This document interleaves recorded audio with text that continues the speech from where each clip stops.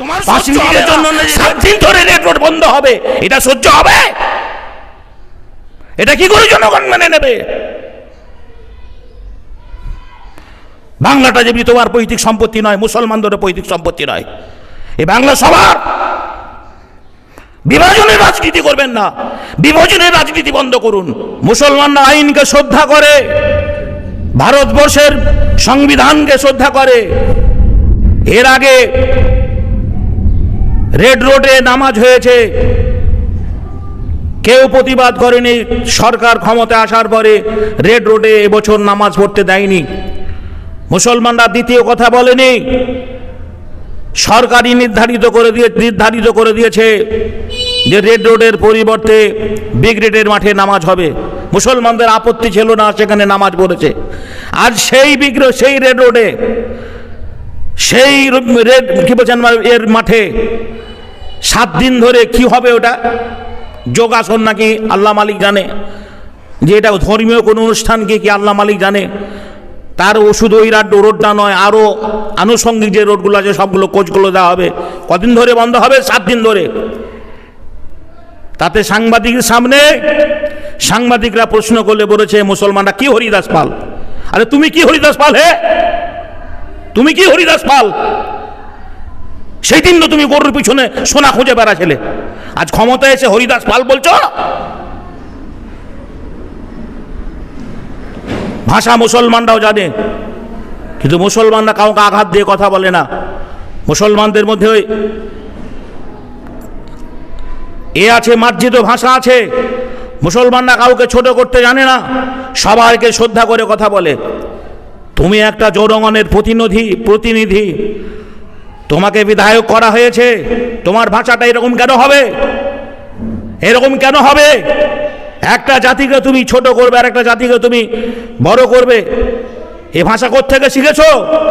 লেখা বানান জানলেই তো, কলমের কালি নেই তাই তার ভাষা ওই রকম। যদি তার ডকুমেন্টসটা ঠিক থাকতো, সার্টিফিকেট ঠিক থাকতো, তাহলে তার ভাষাটা ওই রকম হতো না। এর আগে বাংলার মাটিতে বহু এমএলএ এমপি সাংবাদিকদের সামনে কথা বলেছে, তাদের মার্জিত ভাষা, সবারই সব জাতির সমন্বয়ে কোনো জাতিকে আঘাত না লাগিয়ে কথা বলেছে। আর নামাজের ব্যাপারে প্রশ্ন করলে তুমি বলেছো পাকিস্তান চলে যাও, বাংলাদেশ চলে যাও। তোমার এটা কি বাপের দেশ নাকি? হে, তোমার বাপের দেশ থেকে বাপের পৈতৃক সম্পত্তি পেয়েছো তুমি নাকি? তোমার বাপের কেনা সম্পত্তি নয় এটা। তোমারও যেমন এখানে অধিকার আছে, মুসলমানদের ওখানে অধিকার রয়েছে। ইন্ডিয়ান গেটে যাবে, দেখবে তোমার 14 পুরুষের কজন নাম লেখা আছে আর মুসলমানদের কজন নাম লেখা আছে। লেখাপড়া যদি তুমি জানতে, এইরকম ভাষা তোমার মুক্তি হতো না। অতএব তুমি সকলের প্রতিনিধি, সরকার তোমার ভাষাটা ওই রকম হওয়া উচিত ছিল না। মার্জিত ভাষায় তুমি কথা বলতে।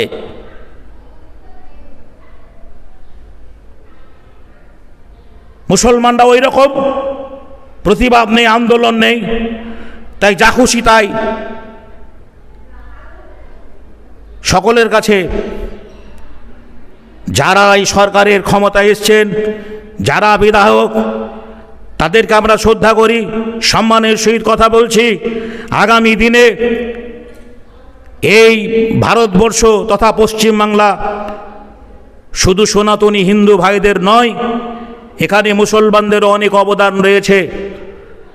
মুসলমানদেরও অবদান রয়েছে, আরও অন্যান্য জাতি সম্প্রদায় তাদেরও অবদান রয়েছে। সেই দিকে লক্ষ্য রেখে একটা জাতিকে যে আঙুল উঁচু করে, যে গলা উঁচু করে কথা বলা বন্ধ করতে হবে। কি অপরাধ করেছে মুসলমানরা? কি অন্যায় করেছে মুসলমানরা? কি অন্যায় অপরাধ করেছে মুসলমানরা? একটা মুসলমান চোর হলে গোটা বাংলার মুসলমান চোর নয়। একটা বিধায়ক চোর হলে গোটা বাংলার বিধায়ক চোর নয়। একটা এমএলএ চোর হলে গোটা বাংলার এমএলএ চোর নয়। যে চোর তাকে চোর বলতে হবে। অতএব পশ্চিমবাংলা তথা আগত সরকারের কাছে করজোরে বিনীত আবেদন, আগামী দিনে কোনো জাতিকে ছোট করে কথা বলা যেন কোনো মঞ্চে না দেখি।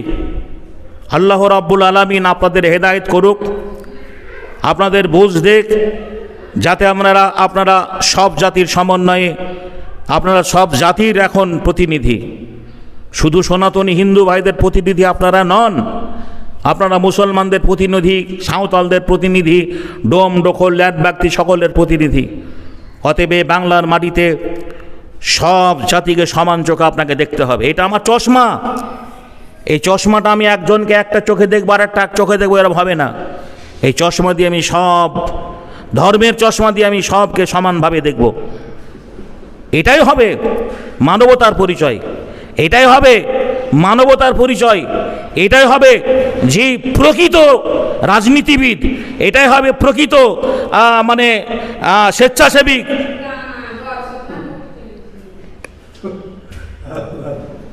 দুঃখ লাগে আপনি একজন বিধায়ক হয়ে আপনার ভাষা এরকম কেন হবে? আপনার ভাষাটা এরকম কেন হবে? আপনি কেন এরকম ভাষায় কথা বলবেন যে ওরা পাকিস্তানে যাক, ওরা বাংলাদেশে যাক? আপনারা কেন কথা বলেন? আপনারা মুসলমানদের একটু কিছু হলেই পরে মুসলমানদেরকে পাকিস্তান যেতে বলেন কেন, বাংলাদেশ যেতে বলেন কেন? এদেশের মুসলমানদের যে অবদান রয়েছে তোমার অবদান নেই। দিল্লির কুতুব মিনার সেদিন থেকে নিয়ে, যেদিন তৈরি হয়েছে সেদিন থেকে নিয়ে কোটি কোটি টাকা, ডলারের ডলার টাকা আমার সরকার সেখানে জি ইনকাম করে, রোজগার করে। আগ্রার তাজমহল সেখানে লক্ষ লক্ষ টাকা নয়, ডলারের ডলার টাকা আগ্রার তাজমহলে যে সরকার ইনকাম করে, রোজগার করে। এইভাবে ভারতবর্ষে যত প্রদর্শনীয় জায়গা রয়েছে মুসলমানদের সয় সম্পত্তির উপরে যে কোটি কোটি টাকা, ডলারের ডলার টাকা, দেশ চালাই টাকাতে, আর তুমি মুসলমানদের পাকিস্তান বাংলাদেশ যেতে বলছো? তুমি মূর্খ। তোমার জ্ঞানেরও থাকলে পরে কথা তোমার মুখ দিয়ে বেরোতো না।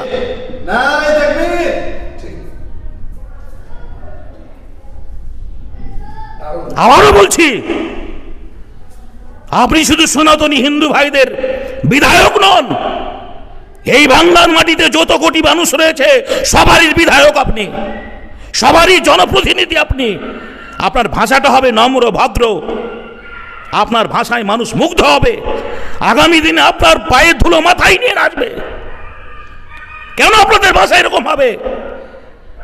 কেন আপনি বললেন হরিদাস পাল? আপনার পিছনের দিকটা ভাবা উচিত ছিল। কালকে যখন ক্ষমতায় ছিলেন আপনি তো গরুর পিছন পিছন সোনা খুঁজে বেড়াচ্ছিলেন, আর আগে আপনি ক্ষমতায় এসে বলছেন মুসলমানরা হরিদাস পাল। কি করেছে মুসলমানরা এখানে? 5 মিনিটের জন্য রেড রোডে নামাজ হলে পরে তোমার সহ্য হবে না, 7 দিন ধরে রেড রোড বন্ধ হবে, এটা সহ্য হবে? এটা কি করে জনগণ মেনে নেবে? বাংলাটা যেমনি তোমার পৈতৃক। এর আগে মমতার জামানায় যে প্রকল্পগুলো ছিল সেই প্রকল্পগুলো করতে গিয়ে সাধারণ মানুষের এত হয়রানি হয়নি। উদাহরণ বলি, লক্ষ্মীর ভাণ্ডার বিগত সরকার পশ্চিমবাংলার মাটিতে দিয়েছে 500, 1000, 1500 করে, লাস্টে 1500 করে টাকা বাড়িয়েছিলেন।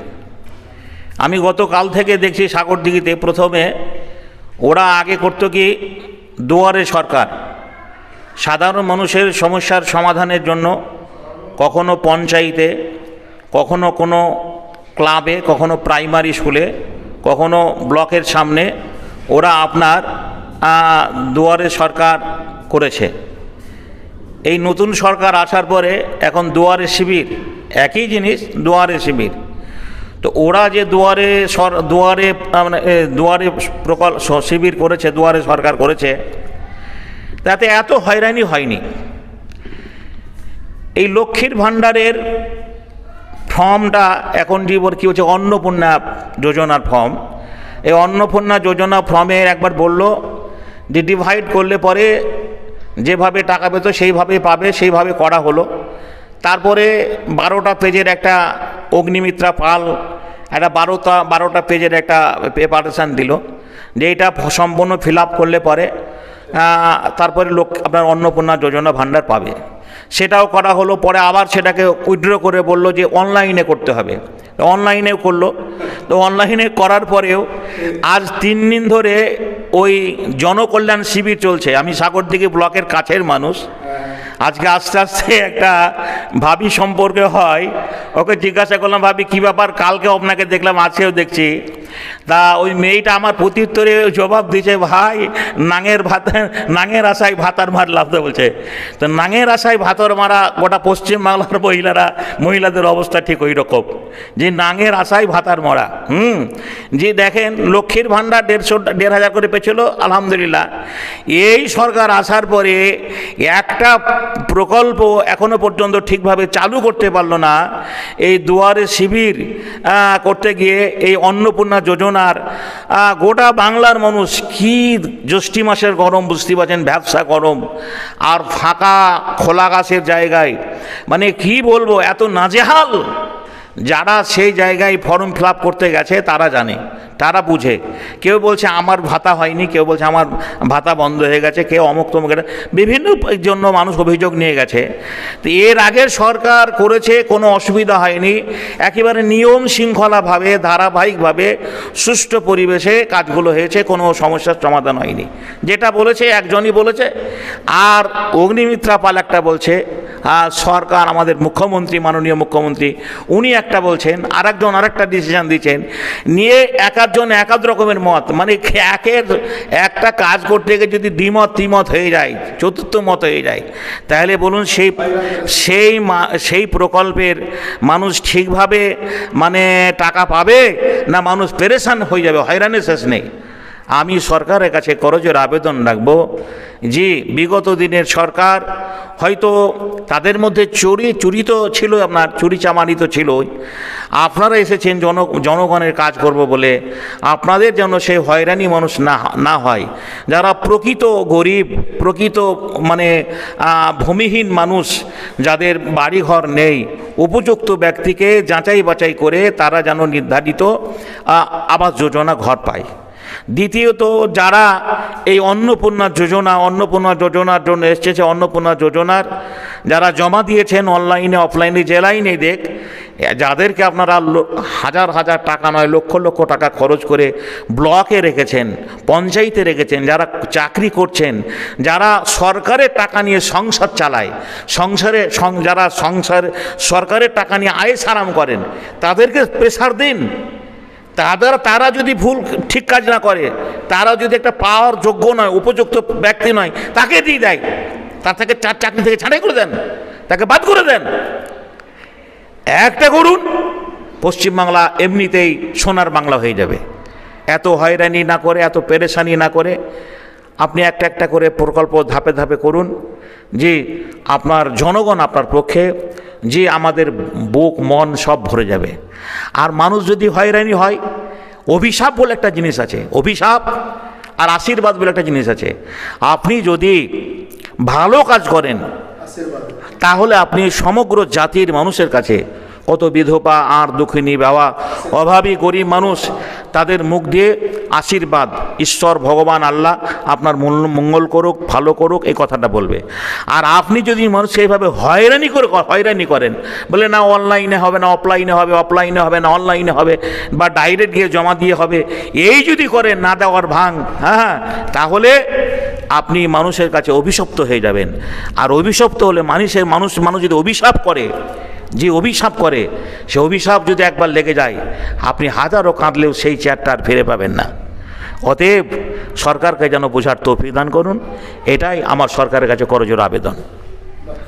সব বাংলাদেশ পাঠাবো খুঁজে নামাজ পড়তে 15 মিনিট লাগে, সেটা দেওয়া হলো না। 15 মিনিটের জন্য কত ঘন্টা আটকানো হতো? আর ওনারা কে? হরিদাস পাল, তাদের জন্য রাস্তা আটকানো হবে? দম বন্ধ হয়ে যাচ্ছে। যান বাংলাদেশে, পাকিস্তান চলে যান, এখানে নামাজ পড়ুন, কেউ বলবে না, এখানে চলবে না এইসব। সংখ্যালঘু নেতৃত্বের একটা বড় অংশ অভিযোগ করছে যে রাস্তা আটকানো হবে এই দোহাই দিয়ে রেড রোডে এবার ঈদের নামাজ পড়তে দেওয়া হলো না, অথচ মাননীয় প্রধানমন্ত্রী নরেন্দ্র মোদী 45 মিনিট আগামী রবিবার রেড রোডেই যোগা করবেন, তার জন্য 8টা রাস্তা বন্ধ। ওরা বলছে এটা দ্বিচারিতার রাজনীতি চলছে। প্রাইম মিনিস্টার এলে তো সব রাস্তাই বন্ধ হয়, খালি রেড রোড কেন? উনি যেখানে যাবেন সেখানে বন্ধ হবে। তো যেখানে যান চলাচল কম ওখানেই করেছে। ছুটির দিন ওখানে কম লোক যাবে, সেজন্য ওখানেই করেছে, না হলে তো আরো বেশি সমস্যা হতো লোকের। না, প্রশ্নটা ছিল যে নামাজ পড়তে 15 মিনিট লাগে, সেটা দেওয়া হলো না। 15 মিনিটের জন্য কত ঘন্টা আটকানো হতো? আর ওনারা কে? হরিদাস পাল, তাদের জন্য রাস্তা আটকানো হবে? প্রাইম মিনিস্টারের জন্য আটকাবে, চিফ মিনিস্টারের জন্য আটকাবে? এটা ঠিকই আছে, বছরে তো একবার উনি আসছেন, কত বছর পরে আসছেন? আর 107 বছর ধরেই তো অন্যায় করা হয়েছে, এক বছরে এমনি দম বন্ধ হয়ে যাচ্ছে। যান বাংলাদেশে, পাকিস্তান চলে যান, এখানে নামাজ পড়ুন, কেউ বলবে না, এখানে চলবে না এইসব। সরকার পাল্টে গেছে, লোক পাল্টে যায়, এগুলো বন্ধ করবো বলে, আর বন্ধ হবেই, জেনে রাখুন। দাদা, জাহাঙ্গীর খানের মতো লোকের জন্য সংখ্যালঘু মহিলারা রাস্তায় নেমেছে, তাকে নিঃশর্ত মুক্তির দাবিতে। যে রাস্তায় নামবে, আন্দোলন করবে, সেও তার সঙ্গে ভেতরে যাবে, এটা যেন মনে রাখেন। যে চোরেদের সঙ্গে থাকবে, ডাকাতদের সঙ্গে হবে, তাদেরকে চোর ডাকাত হিসাবে ট্রিটমেন্ট করা হবে। সে যেন হামদর্দি দেখাবেন না। যখন ওখানকার হিন্দুরা দিনের পর অত্যাচারিত হচ্ছিলেন, যখন ভোট দিতে পারছিলেন না, এখনো 5 বছর দোকান বন্ধ আছে আমাদের ছেলেদের, সোনা দানার দোকান খুলতে পারেনি, তখন এরা কোথায় ছিল? এদেরকে এখানে থাকার অধিকার নেই, এদের সব বাংলাদেশ পাঠাবো খুঁজে খুঁজে। বাংলাটা যেমনি তোমার পৈতৃক সম্পত্তি নয়, মুসলমানদেরও পৈতৃক সম্পত্তি নয়, এই বাংলা সবার। বিভাজনের রাজনীতি করবেন না, বিভাজনের রাজনীতি বন্ধ করুন। ভেবেছেন কালো চশমা পরে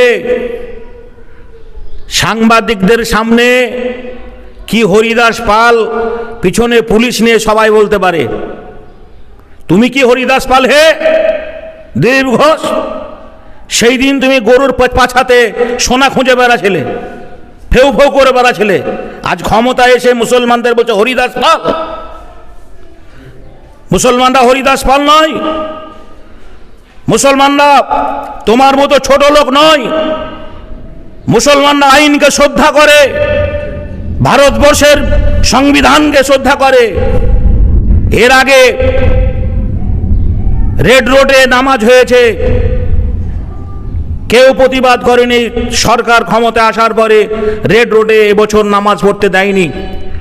মুসলমানরা দ্বিতীয় কথা বলেনি, সরকারই নির্ধারিত করে দিয়েছে যে রেড রোডের পরিবর্তে ব্রিগেডের মাঠে নামাজ হবে। মুসলমানদের আপত্তি ছিল না, সেখানে নামাজ পড়েছে।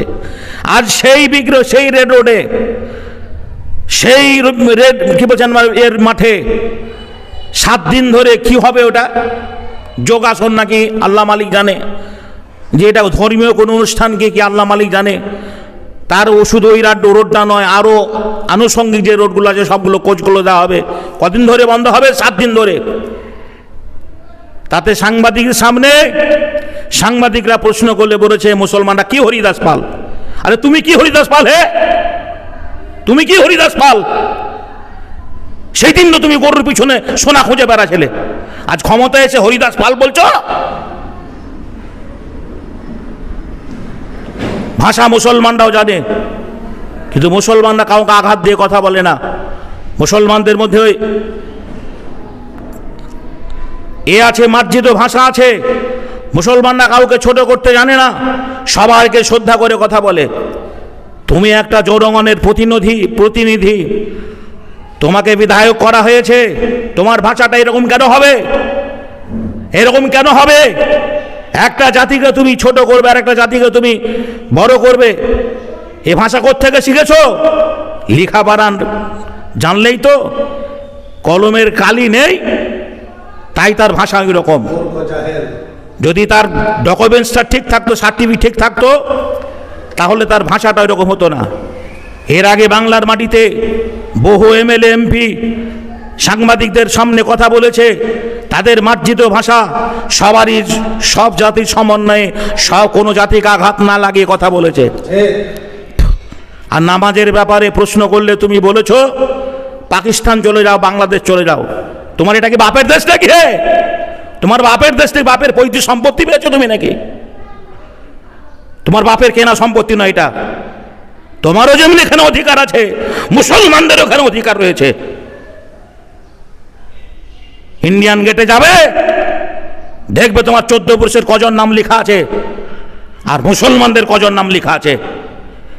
লেখাপড়া যদি তুমি জানতে, এইরকম ভাষা তোমার মুক্তি হতো না।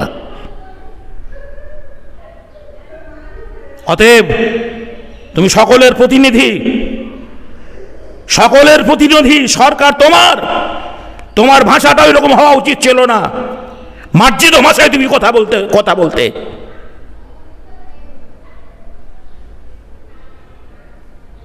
মুসলমানরা ওই রকম প্রতিবাদ নেই, আন্দোলন নেই, তাই যা খুশি তাই।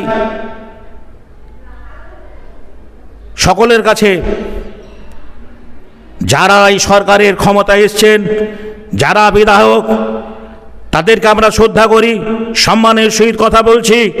আগামী দিনে এই ভারতবর্ষ তথা পশ্চিমবাংলা শুধু সনাতনী হিন্দু ভাইদের নয়, এখানে মুসলমানদেরও অনেক অবদান রয়েছে, মুসলমানদেরও অবদান রয়েছে, আরও অন্যান্য জাতি সম্প্রদায় তাদেরও অবদান রয়েছে। সেই দিকে লক্ষ্য রেখে একটা জাতিকে যে আঙুল উঁচু করে, যে গলা উঁচু করে কথা বলা বন্ধ করতে হবে। কি অপরাধ করেছে মুসলমানরা, কি অন্যায় করেছে মুসলমানরা, কি অন্যায় অপরাধ করেছে মুসলমানরা। একটা মুসলমান চোর হলে গোটা বাংলার মুসলমান চোর নয়, একটা বিধায়ক চোর হলে গোটা বাংলার বিধায়ক চোর নয়, একটা এমএলএ চোর হলে গোটা বাংলার এমএলএ চোর নয়। যে চোর তাকে চোর বলতে হবে। অতএব পশ্চিমবাংলা তথা আগত সরকারের কাছে করজোড়ে বিনীত আবেদন, আগামী দিনে কোনো জাতিকে ছোট করে কথা বলা যেন কোনো মঞ্চে না দেখি। আল্লাহ রাব্বুল আলামিন আপনাদের হেদায়েত করুক, আপনাদের বুঝ দেখ, যাতে আপনারা সব জাতির সমন্বয়ে, আপনারা সব জাতির এখন প্রতিনিধি, শুধু সনাতনী হিন্দু ভাইদের প্রতিনিধি আপনারা নন, আপনারা মুসলমানদের প্রতিনিধি, সাঁওতালদের প্রতিনিধি, ডোম ডোখর ল্যাট ব্যক্তি সকলের প্রতিনিধি।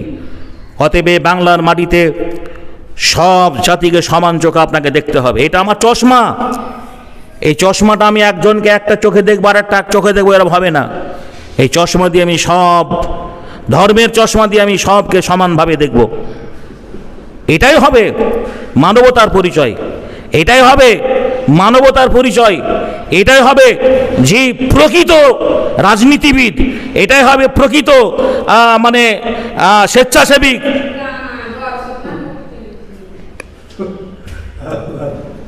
দুঃখ লাগে আপনি একজন বিধায়ক হয়ে আপনার ভাষা এরকম কেন হবে?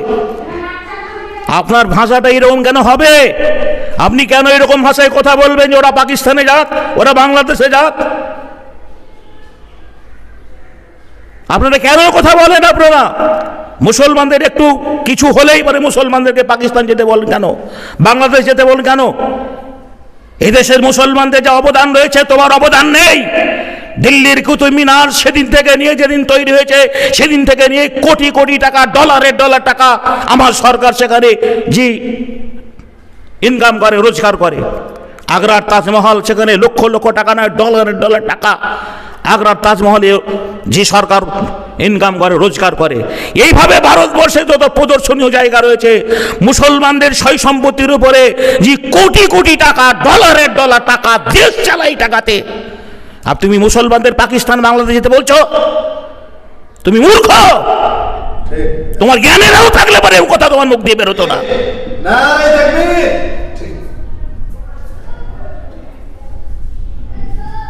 আবারও বলছি, আপনি শুধু সনাতনী হিন্দু ভাইদের বিধায়ক নন, এই বাংলার মাটিতে যত কোটি মানুষ রয়েছে সবারই বিধায়ক আপনি, সবারই জনপ্রতিনিধি আপনি। আপনার ভাষাটা হবে নম্র, ভদ্র, আপনার ভাষায় মানুষ মুগ্ধ হবে। আগামী দিনে আপনার পায়ের ধুলো মাথায় নিয়ে আসবে। কেন আপনাদের ভাষা এরকম হবে? কেন আপনি বললেন হরিদাস পাল?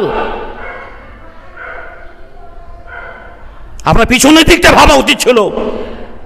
কালকে যখন ক্ষমতায় ছিলেন আপনি তো গরুর পিছন পিছন সোনা খুঁজে বেড়াচ্ছিলেন, আর আজ আপনি ক্ষমতায় এসে বলছেন মুসলমানরা হরিদাস পাল।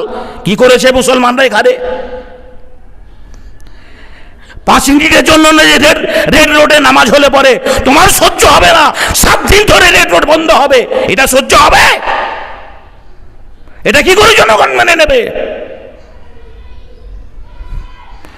বাংলাটা যেমনি তোমার পৈতৃক সম্পত্তি নয়, মুসলমানদেরও পৈতৃক সম্পত্তি নয়, এই বাংলা সবার। বিভাজনের রাজনীতি করবেন না, বিভাজনের রাজনীতি বন্ধ করুন। ভেবেছেনটা কি আপনারা?